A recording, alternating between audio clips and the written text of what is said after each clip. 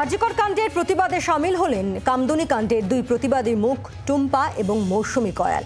আরজিকরে গিয়ে আন্দোলনকারীদের পাশে দাঁড়ানোর বার্তা দিয়েছেন তারা।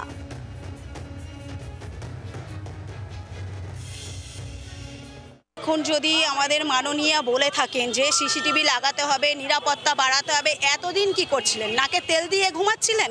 এতদিন মনে হয়নি যে সিসিটিভি বাড়াতে হবে, নিরাপত্তা বাড়াতে হবে? আজকে যে চিকিৎসক তাকে ধর্ষণ করে খুন করা হয়েছে, সে আজকে আমাদের ছেড়ে অনেক দূরে চলে গেছে।